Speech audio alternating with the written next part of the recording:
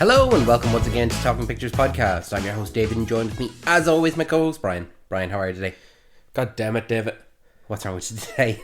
In our last episode, I stated the question of movies that I think people should give a second chance, which I was going to rephrase as a movie that I am going to use as my 2024 recommendation. Mm-hmm.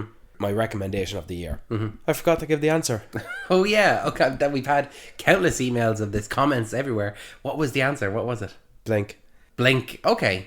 Do you want to save that then to have that as your recommendation for the end of this episode? You can go more in depth into it. Sure. Saves you having two recommendations. Do you remember what Blink is? Yeah. Oh, documentary. Okay. Yeah. Oh, it's a documentary. Yeah, it is. Oh, sorry to spoil it on you. Did you know it was a documentary? I knew it was a documentary, okay. but yeah, I stated a question and I just completely forgot about it. You forgot to give the answer. Yeah, I forgot to ask for the answer. Gosh, a 2 hour long video. Yeah. Video. It's an audio. Excuse me, David. I'm quite sick today. That's okay. We'll soldier on. Hopefully I don't turn into a beast.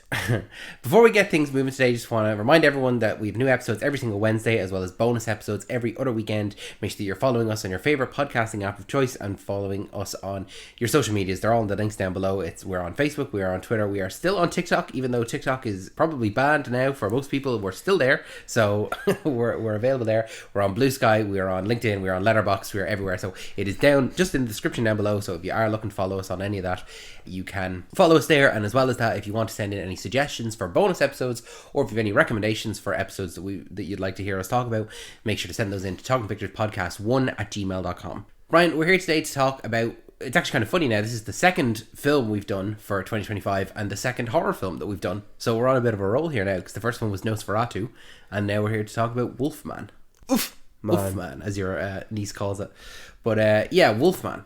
Yeah, I've been looking forward to this for just over a year. Yeah, see, I'm on the opposite end of the spectrum here in that I wasn't aware of this film at all. So much so that we saw the film, and just before we sat down to record this, I watched the trailer. And I was like, oh, okay, so that's what the trailer looked like. But I had never, it wasn't even a conscious effort to avoid the trailer or anything like that. It just never came up. I never saw it.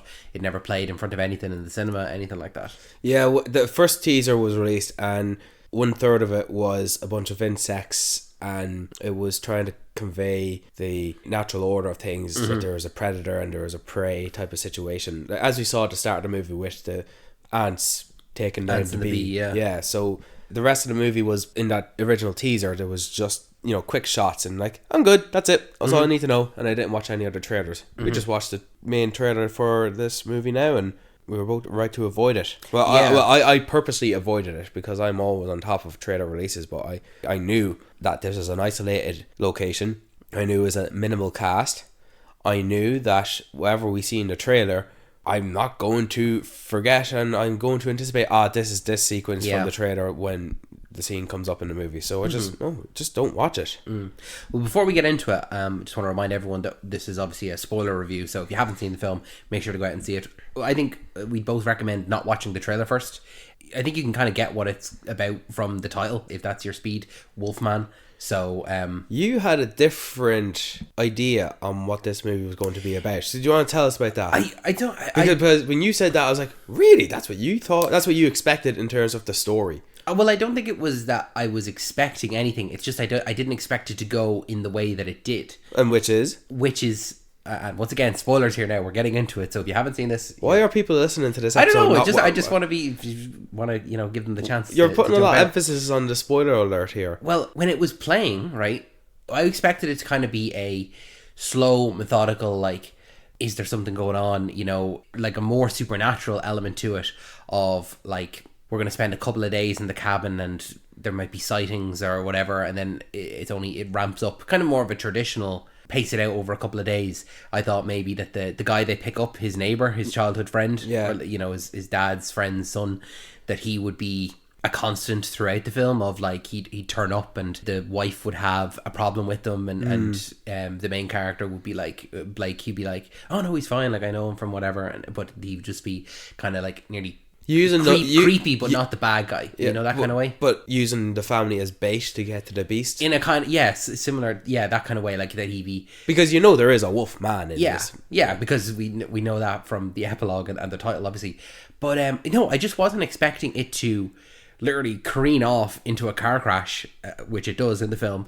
And then I think it was when the main character was like battening down the hatches and putting boards on the windows and the walls and stuff, and he hit himself hit himself with a hammer in the hand, and he didn't react. This is after his tooth came out. After his tooth came out, I genuinely didn't think anything of the tooth coming out. I genuinely believed it was like, oh, he must have hit his face off the steering wheel and cracked a tooth and didn't realise and it came out.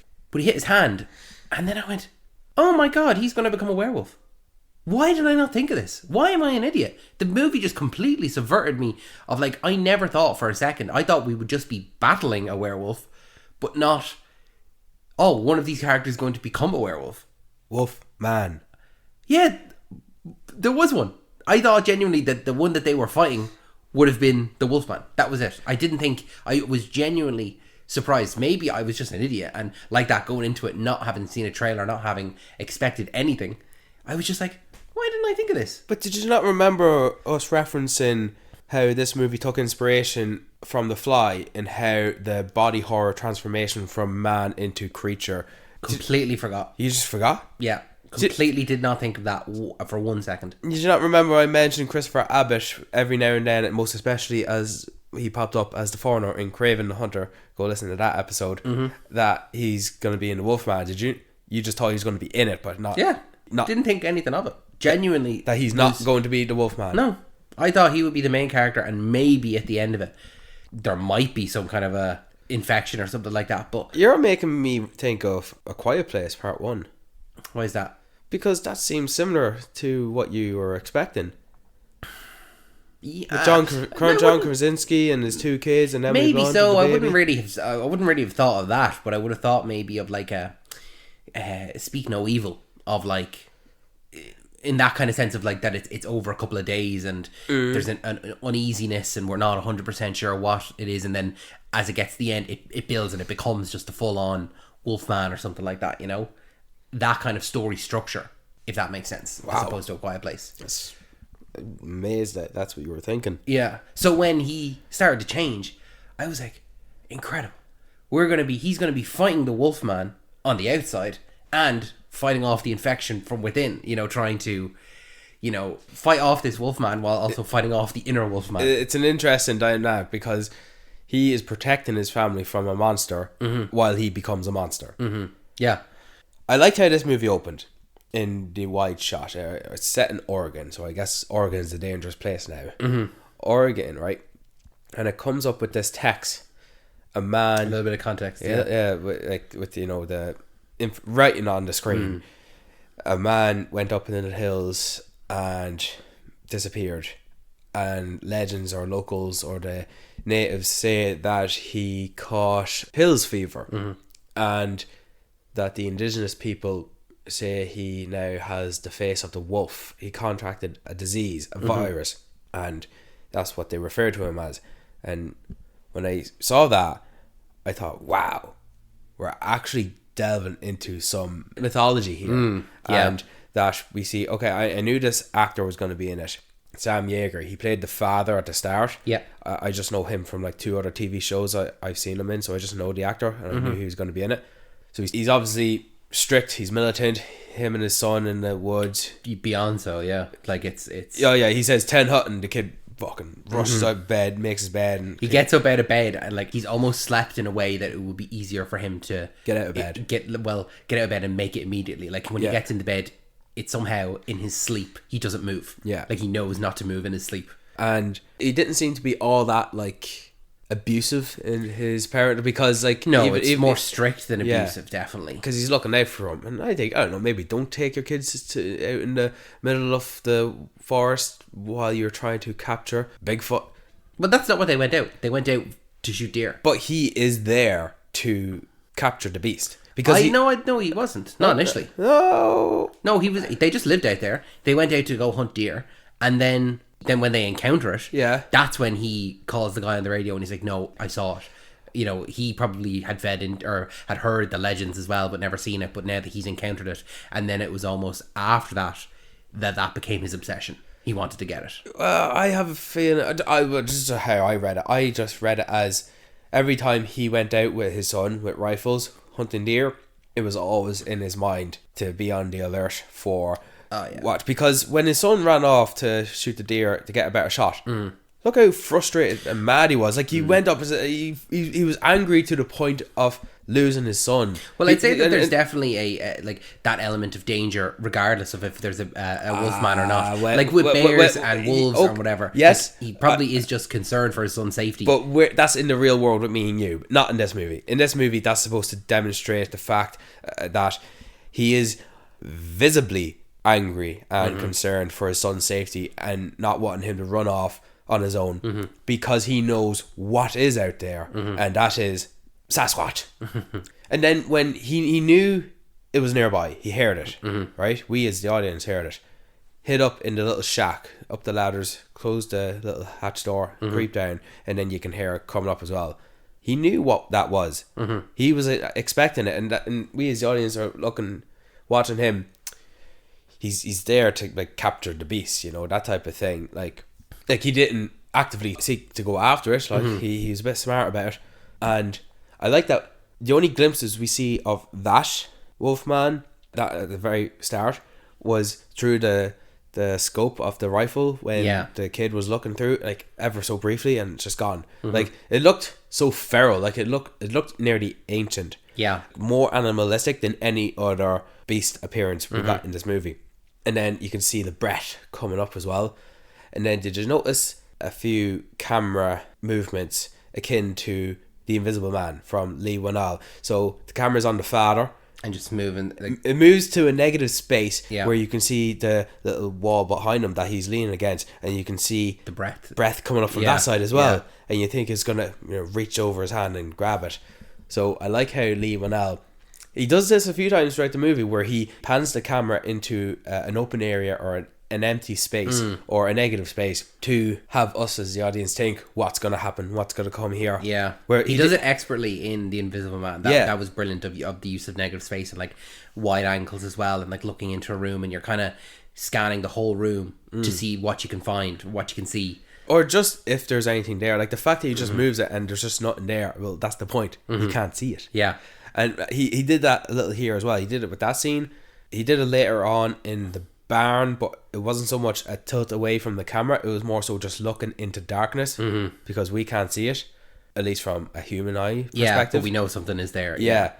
And so it was good. And then, and it was obviously a foreshadow of seeing the father's tattoo on his arm, Lovell. And then, fade to black, 30 years later. It was an interesting prologue, wasn't it? Yeah, I mean, it sets it up pretty well. The foreshadowing was all blatantly obvious. The foreshadowing to me, looking at the kid looking at all the trees, the shack, the tattoo, the 30 years later, like I immediately thought, like I knew that the Wolfman they encounter throughout the movie, like that Blake and his wife Charlotte and their daughter Ginger.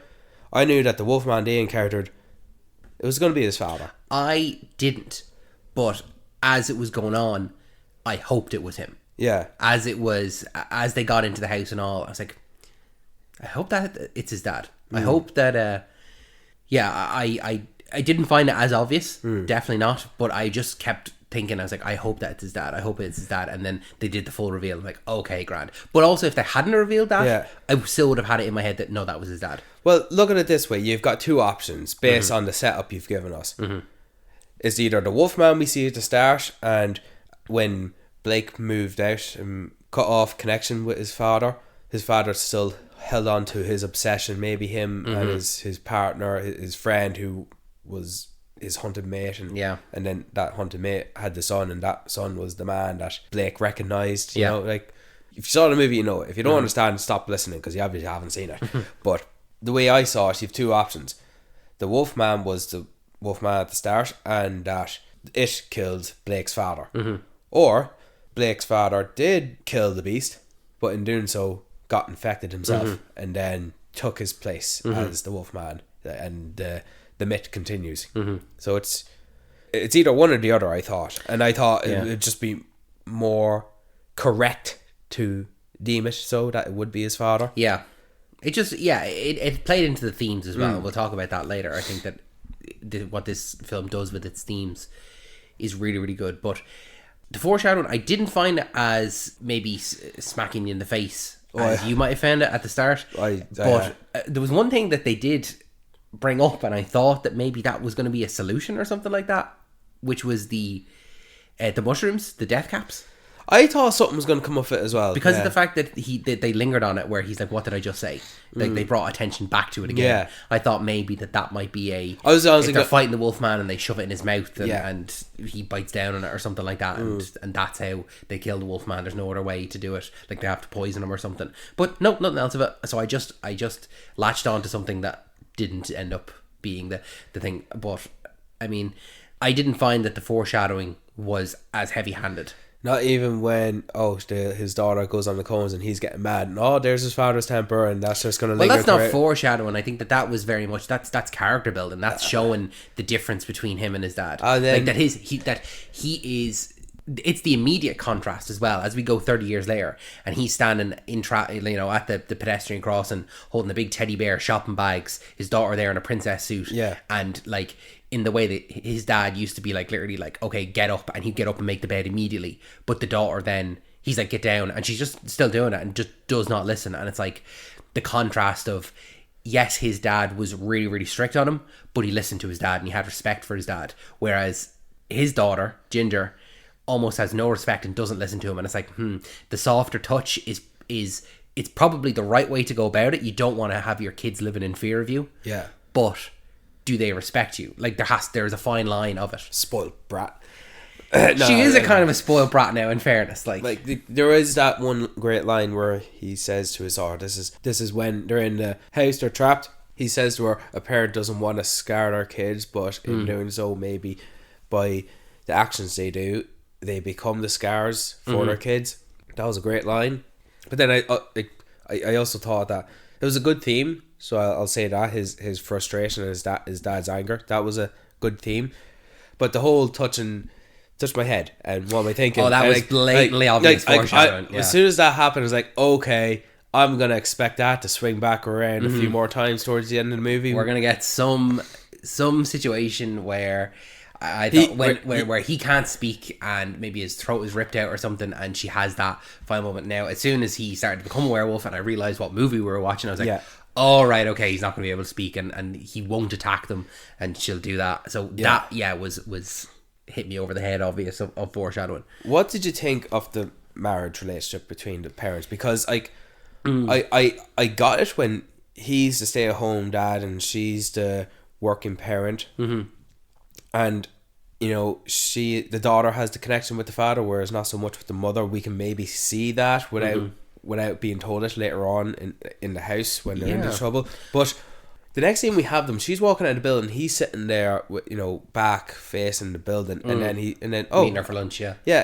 I'll see you guys later. Hey, this is a nice surprise. And they talk about reconnecting, like, are you happy? And like, this is after the news that his father has been deemed dead. According to he's been missing for so long. They deem him dead. I just thought this feels like an ex-couple meeting as opposed to a married couple meeting. Yeah, I mean, I understand that, all right. Yeah, in the context of that, he's kind of meeting her up at mid work. Like, where is the daughter? Is she at school or what? Like, there's no context given to that. But the way that they meet, it does feel very much like acquaintances rather than a couple. Yeah, like that. It just felt a bit of an obvious disconnect. I know you're trying to show the disconnect in their relationship and their marriage, but you are still married, and I don't know. It feels like you threw us in without giving us a warning. It's like you threw us in the river to swim when you didn't. You only gave us one swimming lesson, and then, it's just a little thing, but like brought back to it in the end, into the action of it all, when I thought, okay, they're gonna go to the house, they're gonna meet something strange or creepy. They might hit something on the way, and then they're gonna get into the house and they're gonna, explore it, see what's there, get some clues and hints and foreshadowing to suggest what happened to the father, and settled in. And then the first night, and then this morning, and then they keep learning new things, and then the next night, that's when the beast starts surrounding them. No, not at all. That doesn't happen at all. Yeah, Like, well, before you get into that, right, I just wanted to say about Julia Garner's character with the mother. I thought that scene actually was a really nice scene, the one before where he meets her out. Yeah. You know, where they have a real adult conversation where he says, like, you know, are you happy? Yeah. Do you know, whereas rather than it ballooning up into a huge argument later on in the film of them arguing and them like at the house and they decide to get a divorce there or something like that, and the kid overhears them or something like that, just like general tropes, just like a really adult conversation to sit down and say, like, you know, are you still happy? And I think that some of the dialogue in it was great as well. The way that she was jealous of the relationship that Blake and Ginger had, because like he is the fun parent and he is the go-to parent because he's a stay-at-home one. And there's this little line of dialogue in it that was really good. I actually really thought it was great, where he says, like, you know, we'll go to the house, you can work on your book, you can spend time with Ginger. And she says, I don't think I'm very good at it anymore. And he goes, no, you're a great writer. And she goes, no, being a mother. And I was like, that's heartbreaking. That's so sad, like, that you feel so disconnected from your kid. And like the kid's only like 10 at the most. Like, she's not like an old kid or like a teenager. And yeah, I understand that like as kids become teenagers and stuff like that, there can be a disconnect between parents and the kid. But to feel like that at 10 years old, you know, and you're also not like a divorced parent, like you all live together, it's like, Jesus, that's so sad. Like that, you know, what is she going through? What is Julia Gardner's character what's her life like that she feels disconnected from her child that she lives with all the time? I just find it really sad. Yeah, it's good, like character. It was just a good character moment. Yeah, you know? yeah, it's good. Not to jump ahead, but I am. We didn't get a resolution to it. I did feel as though we got a resolution to it because of the fact that, and like I said, jumping ahead, spoiler here. Well, I mean, we're fairly deep into it, so, but the fact that he says, you know, there's a valley, and no matter how many times you see it, the valley between two mountains. The valley was also another foreshadow. I thought, when are we going to see that again? Yeah, you know? He said, no matter what, when you see it, no matter how many times you see it, you know that everything's going to be okay. Yeah. And the fact that it was just the two of them there at the end, yeah, that put me at ease. Like, okay, it's going to be okay with these two and the film. And but as the movie progresses, where the father is no longer in the picture of surviving with the family, that is just the mother and the daughter. I was expecting some conflict and turmoil and fueling rage between the two. Like, if the mother was trying to get the daughter to do something and she's being a fussy little kid, getting angry and like barking back and just demanding no or refusing no. If she wants to go get daddy, but the mother says she can't because he's turning into the wolfman. And it, you know what I'm trying to say? We only got that once, and that was when after Blake ran off into the woods to lure the wolfman away, and the mother and the daughter ran back into the house, and she closed the door behind and she says, you left daddy outside, you left him out there to die, I hate you. That was one scene. I think we needed to see a bit of progression for that, to the point where the daughter needs to see the monster her dad is becoming, only for her mother to come in and rescue her, and to then bring her to safety, to the natural conclusion. So much so that the daughter realizes the trust and security she sees that in her mother as her protector. No, not her dad. Her dad's not the protector anymore, as he stated earlier in the movie at the start. It's her mother. And while she was hesitant and resistant to see that for a portion of the movie, as we progress, she relies on her. She puts her trust in her as her mother to protect her. And so much so that if, let's say, the monster was on top of the mother or was about to kill her or has her trapped or clawed in, and the daughter had to, I don't know, slide a silver bullet to her or something like that, or a weapon to save herself, at the start of the movie maybe the daughter would not have done that because she would have seen the monster as a father, but due to the survival nature and the story we would have endured, and seeing their relationship go from resistant, reluctant to trusting, reliant, she would have, without a doubt and without hesitation, slid a weapon or so to the mother to then save herself, to save her life. And I think that is what we needed, and that would have increased my likability towards this movie. See, everything you said right there, I agree with. But I would argue that the movie did enough of that already to convince me of it. Because when they do leave the father outside after he lures them into the woods, Yeah. everything up until that point Yeah. is very much daddy's sick. Yeah. He's sick, something's wrong.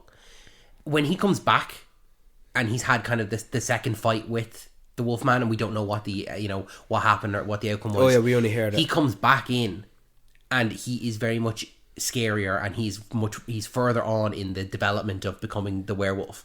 And Thanks to off screen. she does have that moment where she says, I hate you, you left him out there. But it's the fact that she opens the door to him straight away. Like, it's not, it was very much keeping the daughter safe. It wasn't a conscious choice to, no, he's not coming back in. Because as soon as he comes to the door, she opens the door. She's a little bit reluctant of, like, what state is he in? But she opens the door, lets him in. And then the other Wolfman, his dad, the one that turned him, he comes back in. They have the big fight. It's Julia Garner that protects the daughter into the other room and Hitting him with the fire poker and stuff. But everything after that is all very much like the dad continuing to turn, and he gets worse and worse and worse, and the daughter sees all that, and then even the man picks up the knife to defend himself, and he reaches for the door, and she swipes the knife, and then he grabs the knife. So it is all very, like, I think, unspoken, the daughter seeing the danger now that she's in with her dad becoming this werewolf and seeing what he's doing. And so it's an unspoken trust in the mother. I felt it wasn't like, I didn't need dialogue to say, okay, now I trust you. Like, okay, we need to run from daddy. We need to be protected from daddy or anything like that. I felt it was all natural progression of dad was sick up until this point. I can't believe you let him out there. And then her seeing, as in the daughter seeing, oh no, he's gotten so much worse, he's no longer my dad. And even the moment of, she does still see dad in him, in that of like doing the hand thing, and like he doesn't like bite it or anything like that. But when at the end, when they're up in the deer hunting thing, it's a strange little scene where, well, not strange, but just like I was wondering what the intention of it was, where she says, he wouldn't want to be like this. Daddy wouldn't want to be like this. Dad wants this to be over. Dad wants this to be over. But then he lunges at them. It's not like Funny that he like stands there and waits for the gun to be put to his heart or his head or something like that. He does lunge at them, and she reaction shots. I saw him lunge. I took him lunging was him reacting to hurry up, do it now. Yeah, because he would have sudden bursts of losing control of himself, like he did in the house when after he killed the other Wolfman and he started to lunge at her, and she didn't have the knife even. He was just up close to her face, and she's just standing there petrified. And I think it was when it was when he was about to leave and open the door, and then that's when the Wolfman came in. Yeah, it was that scene. So I identify that, but I don't need dialogue to communicate that to me. I just need to see some actions. I just need some progressions is all. Like, yeah, I suppose it just comes down to the individual person. Like, we both saw the same thing, and for me it was enough, but for you just would have wanted more. Yeah, along that line. But like, this movie had quite a lack of dialogue in certain moments. Like, I felt like there was a few scenes where there's too much like slow paced silences. Like when Blake was hammering the boards and into the door and blocking exits, and then Julia Garner comes up and she's staring at him from down the hallway, and it's just she's standing there just looking at him, no dialogue exchange, not telling him anything, and he's just standing there reacting. The only thing he says, "I'll be done soon." I understood what that meant like 2 minutes afterwards as, he's been at this for hours and he's not getting tired. I took it as something completely different. Well, what? Because I don't get it. I took it that's where his speech was going nuts. Because she said something, or she maybe just like shook her head or something like that. And because I did feel like it was a weirdly paced scene. The shots as well, like it was down the hallway to her, and I thought maybe something was going to jump out. Yeah. And the fact that he kept telling the daughter to go back to bed. Yeah. And she didn't listen. She didn't react or anything like that. I took that then afterwards as, his speech is gone. But it just wasn't as obvious. Because he is telling her, go back to bed, and she doesn't even react. It's like, she's looking at him like, I don't understand what you're saying. And then same again, like he looks down the hallway and says, I'll be done in a second. Or he says like anything, and she just kind of like looks at him and like maybe shakes her head, I think. But I took that, but it was after the fact. I was like, oh, okay, he must have been losing his speech, because it's right then after that he hammers his hand, and then he goes back down again, and then we get the whole like neither of them can understand each other. Not immediately. Oh, there's a little bit between that, but that's how I took that scene. Fucker. What was it? You're right. Well, yeah, that's how I took it anyway. Well, I didn't take it at all. I just took it as like, Jesus, you could have tightened up the editing there. Maybe have a bit more dialogue exchange, because they didn't present to us as the audience yet him losing his ability to speak and her not being able to understand him. That's great. You like it more now? Yeah, of course I like it more now. Good. Yeah, like I know we're going progressively, but I just wanted to say, like, I'm glad that as soon as they picked up the guy in the woods and he's just going to direct him to the house, right? First of all, I thought that guy was just going to use the family as bait. Yeah. But I'm glad that didn't happen. He was just cannon fodder to set up something of a theme like, you people aren't tough, but that's okay, because you must live happy lives. And like, he's obviously been raised by his father to still live out in the woods to hunt the monster, whether he may or may not suspect that the Wolfman is Blake's father.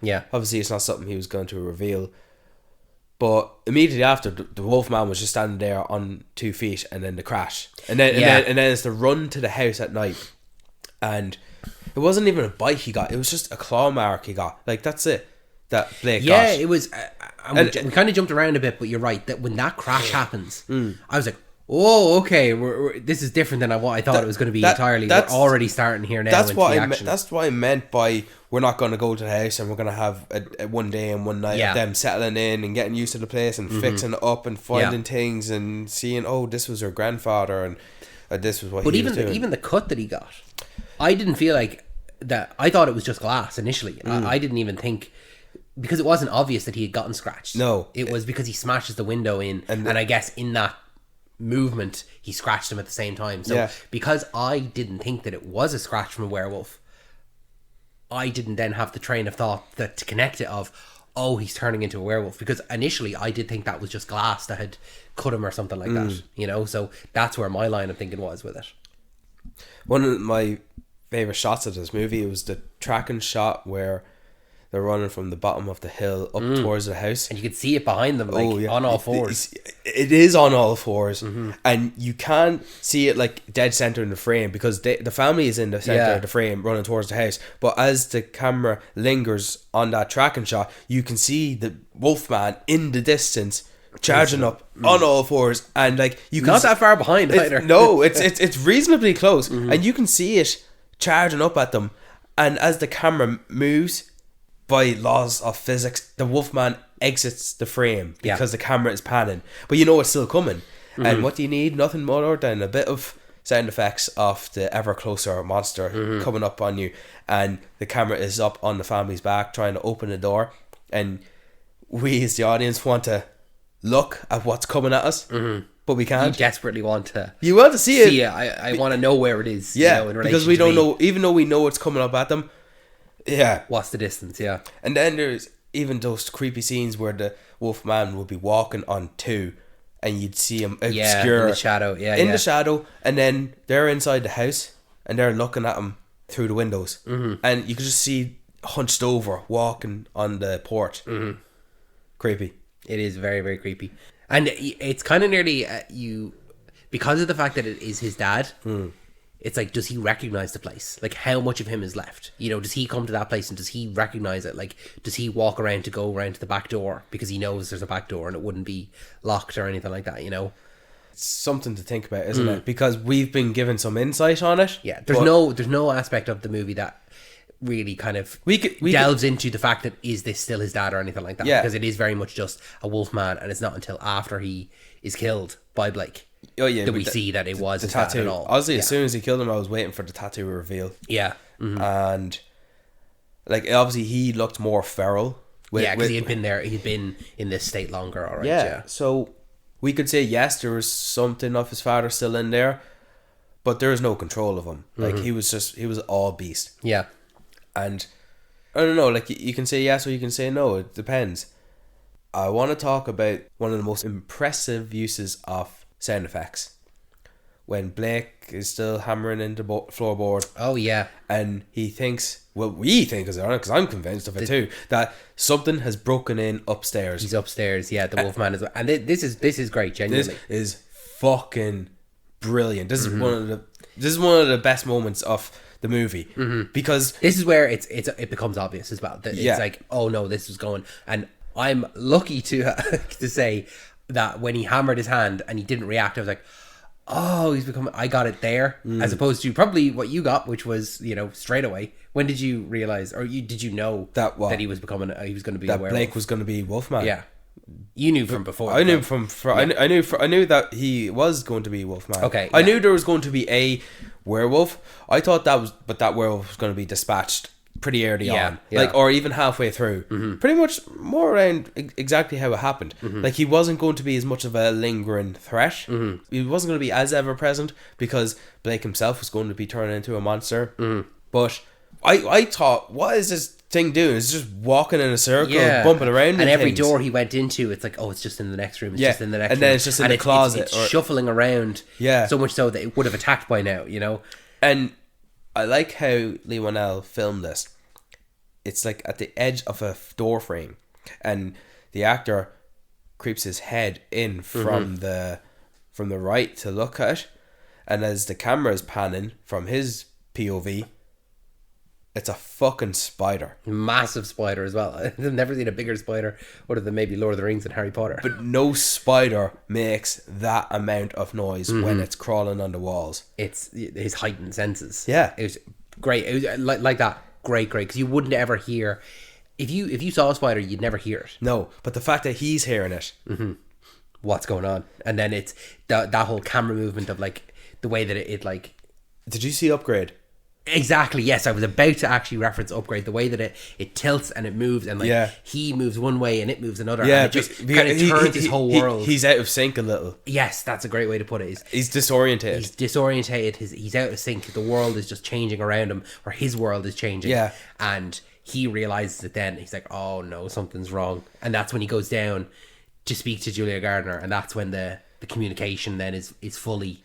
Yeah, you know, there are a few earlier signs. Before we get into that scene, there were a few earlier signs that I had copped of his transformation. It was when they were all in a basement. It was just pretty much after they entered the house, and he says, "What's that awful smell?"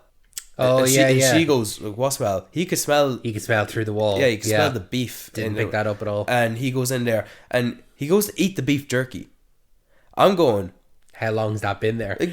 But he doesn't think about that. No, he just and the fact that his wife, Charlotte, she didn't really say anything. She's just watching him. I thought, do you think maybe a bit of dialogue of her saying, "What are you doing?" Because I think I would say something if I was in her shoes, looking at my partner doing something like that.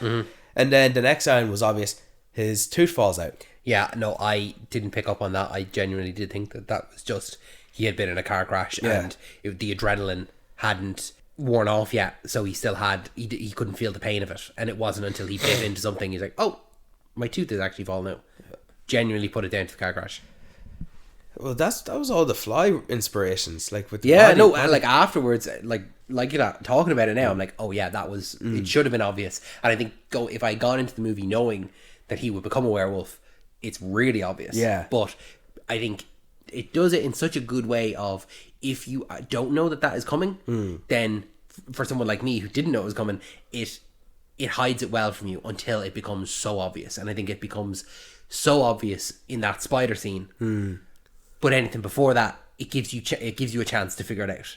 A few different things layered out. Yeah, that scene where he's obviously woken up from something. Maybe he's collapsed, or I think it was when the Wolfman grabbed him from the door hole. Man. Oh, that when he got through the doggy door. Yeah. Oh, I wasn't expecting that. That got me as well. And then he fainted. And he wakes up, and Charlotte is down there on the radio, and she's obviously picked up on all the clues that we've been desiring her to, you know, say a few words about. Like the fact that she's laying it all out in the radio is like great. She's catching herself up to speed. She's bringing us up to speed because she's our avatar, because she was silent for such a long portion of the movie. Now that she's admitting everything, looking for help, we've been attacked, I think my husband is infected, my husband's getting sick.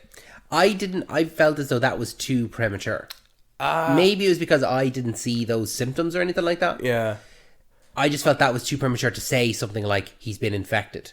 I just thought that was a little bit too quick. If we had the scene where he couldn't speak anymore, then yeah, I'd understand that. But I just think it was placed a little bit too early. I don't know. I don't think she said infected. I think she said sick anyway. She said something along those lines. She said something like sick, and then she turns around and it's just complete darkness. We know he's standing there because we just seen him standing there, and we've seen his perspective on her, and everything's. How do you describe this? Super saturated.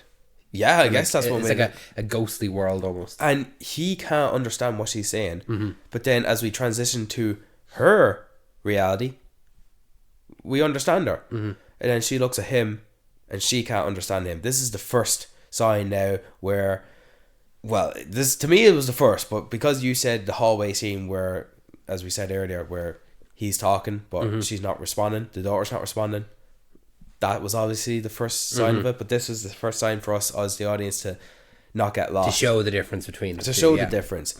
And I thought that was a great and scary aspect in any concept and depiction of a werewolf movie. It reminded me of what they were doing to the human race in War for the Planet of the Apes. Oh, yeah, the degradation of the language. Yeah.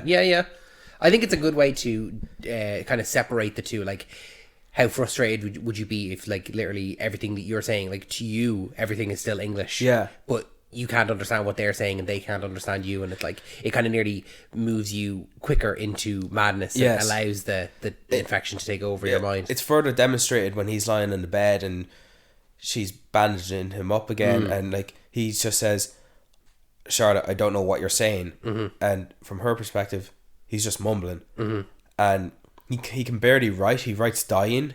In the trailer it said changing, but okay. And then she looks at his arm. She takes the bandage off. Oh, it's gotten worse. It's not just a scratch. Practically his whole arm is like falling off. The fucking flesh is revealing itself. And like, I'm in her shoes. I don't know what the fuck to do. And what does he do? Starts biting it. He starts eating his own arm. He starts scratching it. And he goes into the corner and then he starts munching on it. Like a dog looking for a piece of meat. No, I couldn't. I had to look away. Something made like the scratching of it and all. The scratching of the open flesh wound. Yeah, no, too much. And I didn't think it was a good idea for Charlotte to go down into the basement to grab the keys and wherever else she needed while leaving her very sick husband up there with her daughter. I don't think that was... I think that needed a revision. I think she should have brought her down. And like obviously Blake knew... Wait, what am I doing? What did I just do? I obviously felt that a little, but not so much so, because she gets the battery to jumpstart the truck. And I feel like this is now the first time that Charlotte is taking charge, because she's the key, she's holding the daughter, whereas they're having the patient carry the battery and he's just following them. He's just looking around and family's going that way. Yeah. Like his senses of... All his senses are now being diminished to just visual and limited understanding. Like he knows to go into the truck and he's just watching. He knows to be on the lookout because there is a monster out there, and quite a long scene to be jump starting a car, and you gotta do it quiet. Don't slam the door, don't slam the trunk. When you start that engine, put the ignition in and do it quick, because every time you start and it doesn't start, it's just another opportunity for the Wolfman to come and get you because they can hear you. And the reveal was great. It was, yeah. Wasn't it great? I genuinely didn't think it was going to be when she puts the hood down, it would be on the roof. Yeah. But the fact that it was the windshield wipers, it was a good reveal. Like, it's one of those things that you know it's coming, you just don't know when it's coming. Yeah, and you don't know where it's coming. Exactly. Because it can come from behind, it can come from the far distance. It's the fact that I think when it cut back to the shot of the wipers going to, it happened so quick, you didn't have a chance to realise. Shame, because they would have been out there in a quickie. Yeah, they would have gotten... That was the... immediately just ripped off the gear stick. Yeah. And then his hand was stuck, and then when they charged up to the tent, it's like, oh, okay. Like the fact that Blake is still conscious enough to put a ladder there and to get up there and to pull the ladder up with them. Like he's not far enough gone yet. He's still Blake at this point. He's just sick. He just can't communicate so much. And then he's pointing. Oh, I thought the daughter was going to get it there as well. Like I was genuinely scared for her. And this when he runs off, well, he points to the house for them to charge to. And as they're going back to the house, first of all, why was the door locked?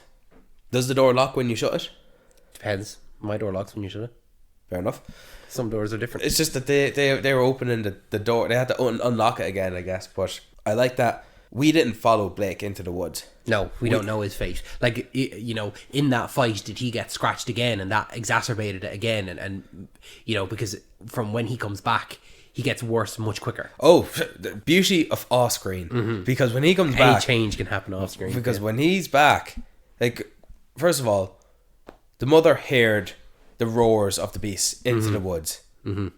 So we as the audience know that it's like the Padawan becomes the master and defeats the master type of thing. Do you know what I mean? Defeats the Jedi. Yeah.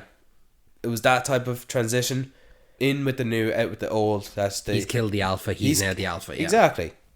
Obviously it wasn't the case really, but he came back and it's like Charlotte opens the door and he's just standing there in the dark and it's dimly lit so you can't really see him so much, but he just walks in. He's like, thank you, like you're letting your dog in. But he's not interacting with the family. No, he's got limited thinking.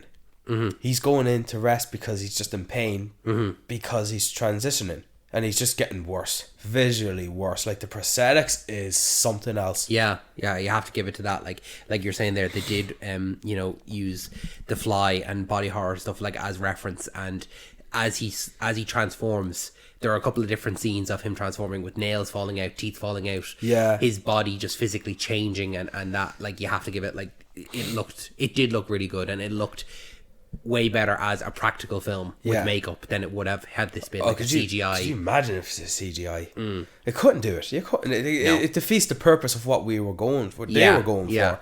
And this is a scene like after Charlotte, the Ginger, the daughter, was handling the thing. What am I thinking? I love my little princess and all that. But then that's when he vomited up blood, and then he vomited up fingers of the other wolfman that he supposedly killed. And then that's when Blake charged at the mother and was just standing up there close to her. Like, his wolf instincts are taken over and are like all rushing to the control of his thinking. But then he's just standing there staring at her for a second. He came back to a sense of where, well, I know I'm changing. I know I'm. And then he goes to leave. He was going to leave, and I thought that was going to be the end of him until like the climax. I didn't think we were going to get like an actual Wolfman fight between the two.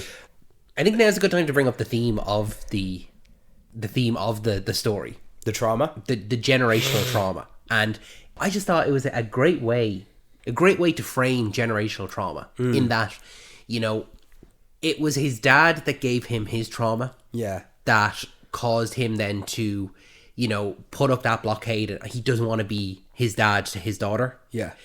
Even so, like, you know, earlier on in the film, like we said, like, he shouts at her and he immediately apologizes and he's like, I'm sorry, I don't want to be that kind of a dad. And it's putting up that blockade and saying, like, no, generational trauma stops at me. You know, my dad did this to me, and probably his dad did it to him, and this is the way that it's always gone, and I'm going to change it. And to have that aspect of it and then literally frame it in a werewolf story where the curse of the werewolf is passed down from father to son. And it's, once again, unintentional. Like, I don't think the dad at the start of the film, he does have his son's best interests at heart. Yes, he's strict, and yes, he wants his son to be safe, but it's very much he wants to keep him safe by teaching him how to stay safe and teaching him, you know, survival instincts and that kind of stuff. Make him be tough. To make him be tough. And he does want to protect his son, but Blake then wants to protect his daughter, but he wants to do it in a completely different style. And so then to have a werewolf story where the father passes on the trauma to his son unintentionally, he probably didn't even realize, because he's a werewolf now. He doesn't realize it's his son. He passes this on, and then now Blake has this trauma, has this scar, like he was saying to his daughter earlier. Parents give their kids scars that they don't realize, you know, and they become the scar. And to have Blake then try and protect his child from his trauma, his dad, the other werewolf, and then having, like, against his own wishes, against what he wants to keep his daughter safe, he can't stop the transformation. He can't stop the trauma from, reaching his daughter. And so the only way to do that is to eliminate himself from his life, which is what he did with his dad. He eliminated his dad from his life in two ways: stopped talking to him, earlier on before the film, in that 30-year time jump, and eliminated him, as in killed him. He stopped the werewolf. And so the only way to do that for his daughter and make sure she doesn't have this trauma or this scar from him is to eliminate himself from her life, and that being having the mother kill him as a werewolf. It's a two-step process, because there is a trauma from father to son or parent to child in the real world. But then the other step of that is the werewolf. Yeah, it virus. mirrors it. It because, like, the trauma of parent to child from Blake's father to Blake, it was done. There's no change in it. When they're crossing up the threshold, when Blake gets infected, that's the other step of that trauma, and there's no going back. It's irreversible. He can't change what his father has done to him. Yeah, but he feels as though, I can stop this happening to my daughter. It's down to him to make sure that it doesn't happen to his daughter. Well, I feel like she's been exposed now to a certain trauma as a result of. She was not exposed to trauma by her father, like how Blake's father was to him, but she was exposed to the werewolf trauma aspect. It was just halted. It was diminished by him not passing on the curse. Yeah. So it's a two-step process. So it was very creatively done. Like, this was not made up in a weekend. This was well thought out. And, it could have very easily just been that very simple werewolf film. Yeah. It didn't have to have these layers of generational trauma and like an actual theme within it, and stopping trauma with you and not passing it on to the next generation. So I have to commend them for actually having a deeper level to it. And like that, it got me in terms of, I was surprised when I realized that as it was going on, and I was like, oh my God, this is like generational trauma. Like I just really, like, not that I connected with the theme, but I recognized it, and I was like, this is really smart. This is really good to do within the story of a werewolf, where the curse is passed on from person to person. Yeah. The same way that, whatever way you raise your child and the teachings of your child. I just thought it was very cleverly done, and I have to commend them for going a layer deeper than just traditional, like, just a werewolf film. And I genuinely enjoyed the werewolf fight that we got in it as well. Like it's something nice for the fans, isn't it? Like, werewolf fights werewolf, father fights son type of thing. And I like that Julia Garner was like just whipping them with the fire poker as well, doing what she can. And when the werewolf hears the daughter screaming in the next room, he charges to her. Like, there was that reminder, oh, it's your granddaughter, But it was the only natural way to. I thought like he was gonna like chew his head off when he bit him. I actually thought when he bit into his neck and he left him there on the ground, I thought that wasn't the end of him. I thought we were going to get a final one, a raise up, like he, he's dead, in air quotes, and then later on he's going to rise back up again as soon as he leaves or something like that, and they're left with this other one, and then he come back again. Blake will come back again. Yeah, then he leaves again after grabbing the knife from him, because it's when he goes for his full transformation. He goes out into the moonlight, and that was the definitive Fly inspiration. Yeah. Where the claws come out of his nails, his bone structures in his torso start to change, his back changes, his nose breaks his jaw. Yeah. And then he looks up into the forest and he sees his vision. His vision has become like heightened senses, like almost like eagle vision from Assassin's Creed, like night vision. You're able to explain it better. I can't. But then he left the house knowing he has to protect. It's the only way to protect his family. But as soon as he's transformed, it's like his desire or addiction. Oh, but I want to see my family. Yeah, like it's kind of nearly like he, like almost the entire time he was trying to fight off the werewolf and like remember his family, and then once he has transformed into the full-on Wolfman, that the only thing he can think of is his family, and so the Wolfman is obsessed with the family, and that's like kind of the message has been lost in translation almost, of I need to protect them versus I can only think about them, I need to go for them or something like that. That's why he doesn't hesitate to go back in. He just breaks in, and that wide shot where the mother and daughter is at one side and there's a wall structure in the house blocking them, and you can see at the other side the stairs, and you can see him walk down the stairs. Yeah. Do you remember that? Yeah. It's like, oh, because he wants his family, and he sees his daughter, and he reaches for his daughter, and to him, he's like, oh, my daughter. But Charlotte, the mother's like, get away, monster, and cuts him. Because there are some times where he doesn't ever like lunge for them or anything like that. He kind of like reaches for them, and it's almost like, in a way, he almost was reaching for her hand, to put her hand on his forehead to do the I'm still in here kind of thing. But Julia Garner is literally like just defending it, like all she sees is the monster. She doesn't see Blake anymore. She just sees the monster. But see, and him trying to like touch his family, to be with his family, he's not able to. From his perspective, it's him being soft. But for their perspective, it's injuring them. Yeah. And he doesn't lunge at them when they hid in the barn. When he digs into the ground, and it's just pitch black, and we see them two, the mother and daughter, sitting in the corner. Transition to the Wolfman's vision, his POV of what his reality looks like, and we see that he's just standing right in front of them, but the family can't see them because it's too dark, and we see what Blake sees on their faces. Did you see what their faces look like? Their faces were really elongated, and it was distorted. Really, it was almost monstrous in a way. Like he doesn't recognize them almost. And he knows it's them. He may know it's them, but that's how every human looks from their perspective. There's no human connection. They're aliens. It's alienating to them. Yeah.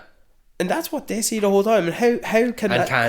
can't understand them. How and can they that... can't understand the Exactly. Wolfman. How can that not turn you insane? How can that distort you into madness? The bear trap got me, though. You weren't expecting it? No, I wasn't expecting the bear trap. I thought it was good, and I actually quite enjoyed the wee Saw reference as well for Leigh Whannell. For anyone that doesn't know, Leigh Whannell was in the first Saw movie, and he would have wrote a load of them. I think he wrote the first one actually.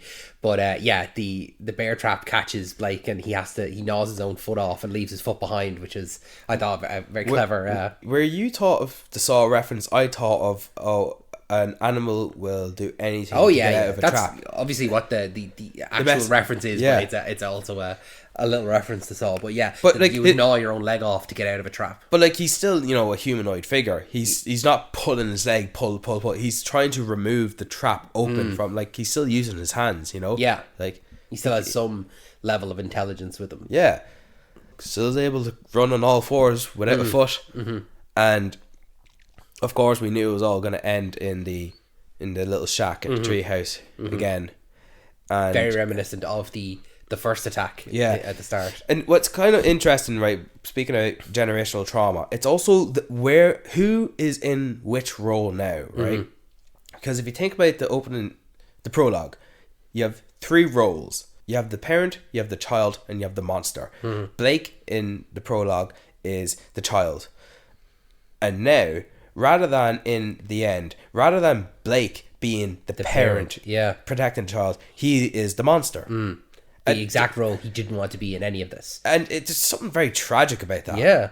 It's very tragic. Like, it's really good, and I don't think I'd want it any other way, and I don't think I'd want the movie to end with him going off into the woods and with his family alone. His final act in recognizing this is my family and I need to skedaddle. Yeah. And continue on the myth of the Wolfman, face of the wolf. No, it's good that because he doesn't want to be this, and his daughter can kind of read his mind. I know that we were obviously saying it earlier, and it is a theme throughout the film that she does the motion with her hand over his forehead, but she does kind of read his mind of like, he wouldn't want this, and she's probably right. I think she is right. He wouldn't want to be this. I'm pretty sure, but she was hesitant to pull the trigger.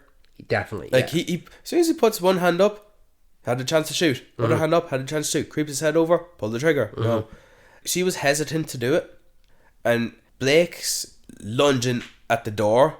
It's like, that was probably Blake saying, do it. But it was also the animalistic Wolfman bursting to the forefront in controlling what Blake is doing. The creature, the animal taking over, essentially. So, like, it was a 2-in-1. Like, you know what I mean. I know, yeah. So, hopefully the listeners do know.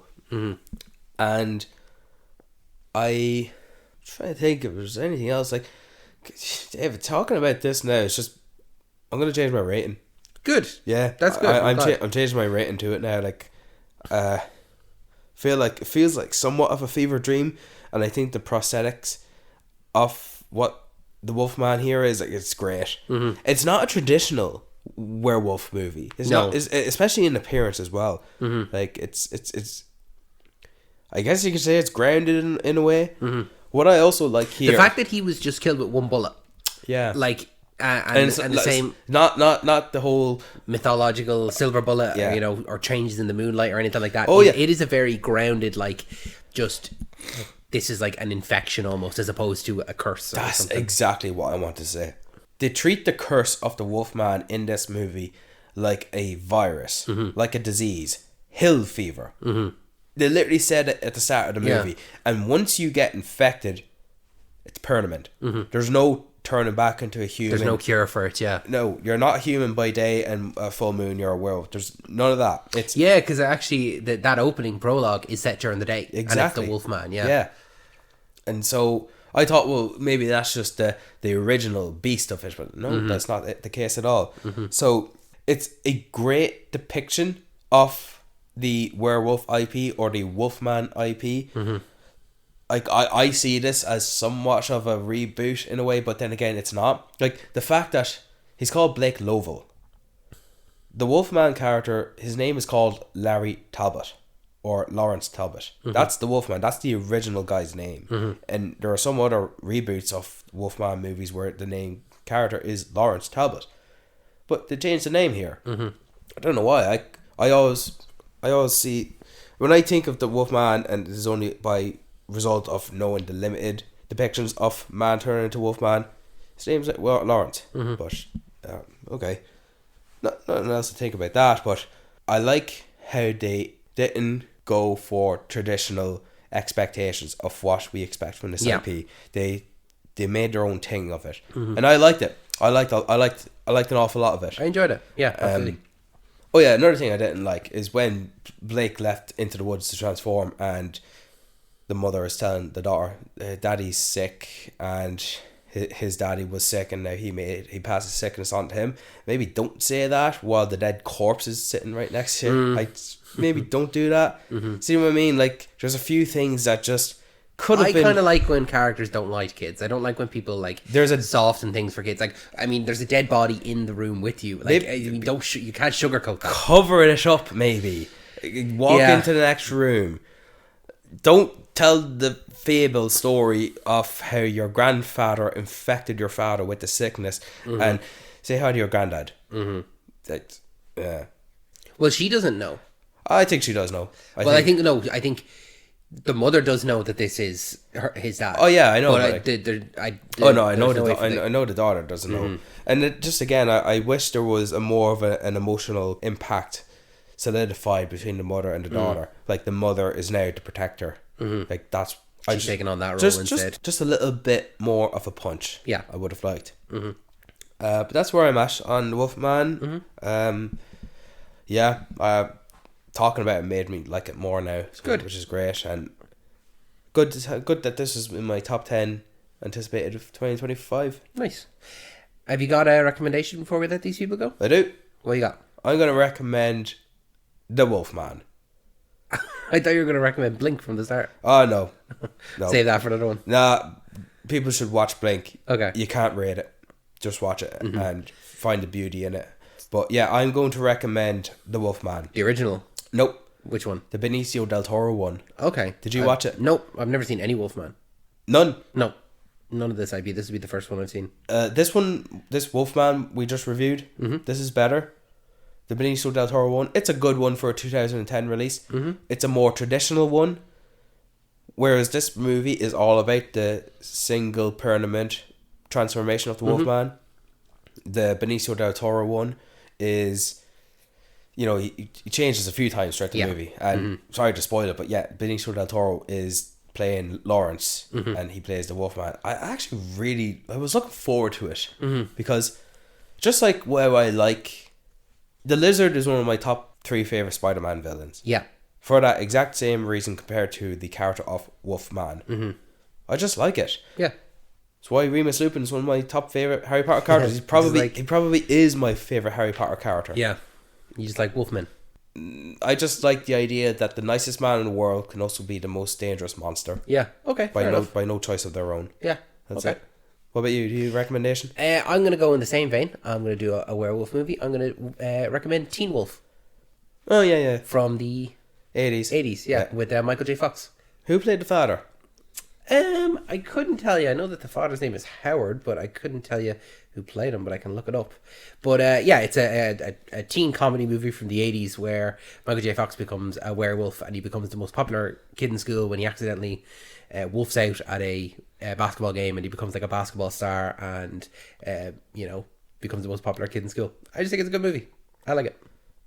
Teen Wolf 2 is pretty much almost the same story, but it's about his cousin, played by a young Jason Bateman. Really? Yeah. Oh. His father is played by James Hampton. I don't know who that is. I don't know why you asked him. Wasn't there a TV show? And a TV show that was based on it as well, but that was very much like a teen drama. Like it wasn't a comedy or anything like that. Right. I remember watching some of Teen Wolf. Mm-hmm. I just didn't get it. The TV show or the movie? The movie. Okay. I just didn't get how he is this werewolf and everyone's fine with it. Just one of those things, I man. just don't get it at all. Yeah. Like I was able to understand how a teddy bear can just exist in the real world and that of Ted. In Ted, yeah. yeah. But like maybe I was just a bit too young when I watched Teen Wolf. Yeah, this is a good one. This is a good one, David. Thank you so much for listening to this episode of Talking Pictures Podcast. Make sure that you're subscribed to us on your favorite podcasting app of choice. We have a new episode every single Wednesday. It's only like the fourth week of January, so we've got the whole of 2025 to come, so make sure that you are subscribed. Make sure you're following us on all of our social medias. They're all in the links down below, like I said at the top of the show. We did our 2024 wrap up there last week, so make sure to go back and check that. We've bonus episodes every other weekend, so make sure you're checking those out. And like I said at the top of the show, if you have any suggestions for anything you'd like to hear, whether it be a bonus episode or a full scale review, anything like that, send it into talkingpicturespodcast1@gmail.com. Brian, any final words before we let these people go? Oof. Oof, man. Oof, man. Oof. Thanks, Brian.